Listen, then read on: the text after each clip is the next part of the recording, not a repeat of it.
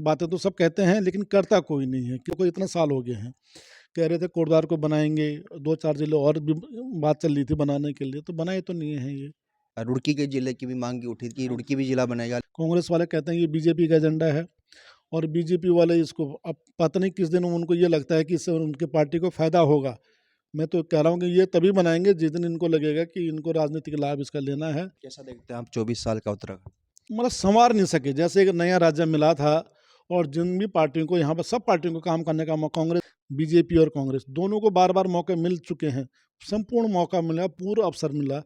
सिर्फ़ ये लोग अपना हित देख रहे हैं, अपने परिवार का हित देख रहे हैं कि ये लोग कैसे सबल बने और अच्छे लोगों से इनके ताल्लुकात हों बस। उत्तराखंड राज्य आज अपना स्थापना दिवस मना रहा है, 24 वर्ष पूरे हो चुके हैं। कांति जी क्या कहेंगे?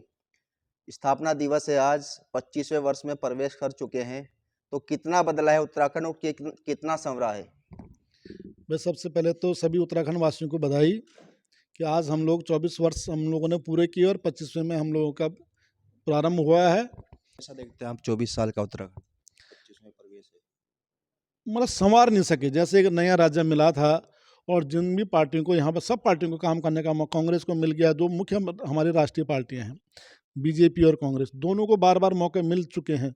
संपूर्ण मौका मिला, पूरा अवसर मिला, लेकिन ये लोग बस अपनी ही राजनीति करते रह गए हैं। उत्तराखंड पीछे छूट गया है, उत्तराखंड का हित पीछे छूट गया है।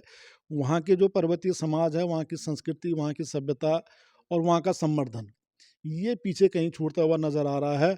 सिर्फ़ ये लोग अपना हित देख रहे हैं, अपने परिवार का हित देख रहे हैं कि ये लोग कैसे सबल बने और अच्छे लोगों से इनके ताल्लुकात हों बस। कांति जी आपने लड़ाई लड़ी उत्तराखंड राज्य के गठन के लिए, तो बना है है ना? सपनों का उत्तराखंड बना है? नहीं बन पाया, सपनों का उत्तराखंड नहीं बन पाया।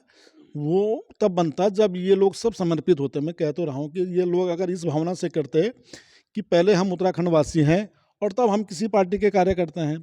अब ये दिल्ली से रिमोटेड होने वाले लोग हैं, सारे के सारे केंद्र से रिमोटेड होते हैं, इनका अपना कोई विज़न नहीं है। ये केंद्र के विज़न पे चल रहे प्रदेश हैं। में दामी सरकार चल रही है, उसको कैसे देखते हैं आप? मतलब कोई मतलब ऐसा जनप्रतिनिधि के जो हक में हो, जनता के हक हक में कोई बड़ा फैसला हो, ऐसा तो नहीं ले रहे हैं ना, खाली झुनझुना सा दे रहे हैं कि अब मैं कर दूंगा, अब मैं कर दूंगा। जैसे भू कानून का ही है कि कर दूंगा।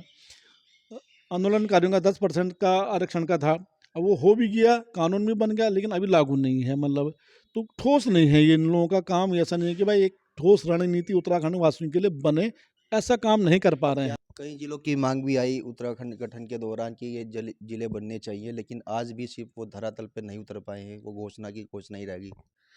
अब देखो, ये तो ये लोग सब तभी करते हैं जब इनका राजनीतिक लाभ होता है इस चीज़ से, है ना? तो ये तब होगा जब भी इनको लगेगा कि भाई अब हम लोग कहीं न कहीं डाउन में जा रहे हैं, तभी इन लोगों ने करना है। जनता की माँग पर तो नहीं ये होने वाला है, क्योंकि देखो इतने साल हो गए हैं। कह रहे थे कोटद्वार को बनाएँगे, 2-4 जिले और भी बात चल रही थी बनाने के लिए, तो बनाए तो नहीं है ये। गांधी जी आप भी रुड़की से हैं, रुड़की के जिले की भी मांग उठी थी कि रुड़की भी जिला बनेगा। देखो, इस बारे में मतलब हमें भी शुरू-शुरू में तो आज से 10-12 साल पहले तो लग रहा था कि बनेगा। उसके बाद सब शांत है, मतलब कोई भी सरकार इस पे कदम नहीं उठाना चाहते हैं। कांग्रेस वाले कहते हैं ये बीजेपी का एजेंडा है और बीजेपी वाले इसको अब पता नहीं किस दिन उनको ये लगता है कि इससे उनकी पार्टी को फ़ायदा होगा। मैं तो कह रहा हूँ कि ये तभी बनाएँगे जिस दिन इनको लगेगा कि इनको राजनीतिक लाभ इसका लेना है, तभी बनेगा और बनना चाहिए।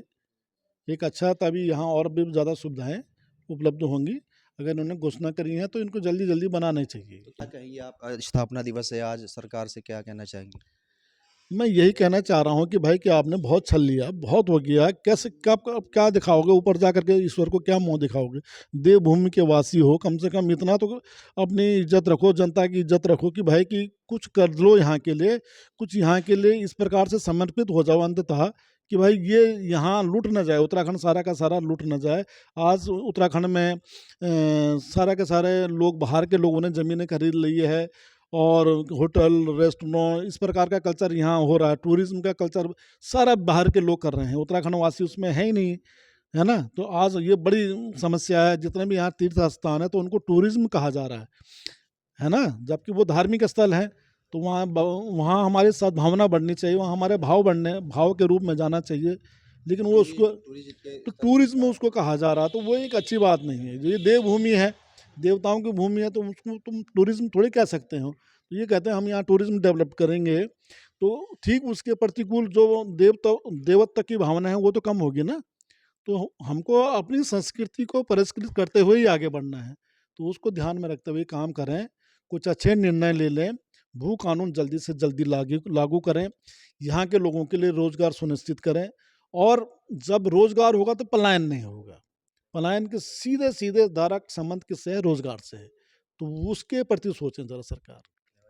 तो देखिए हमारे साथ थे राज्य आंदोलनकारी जो रुड़की में हैं, प्रकाश चंद्र कांति जी। उन्होंने ये भी मांग की है कि जिस तरह से लगातार पहाड़ों से जो पलायन हो रहा है वो रुकना चाहिए, भू कानून बनना चाहिए और जो सपनों का उत्तराखंड बनना था वो नहीं बन पाया है। ये पीड़ा दिखाई दे रही है प्रकाश चंद्र कांति के अंदर।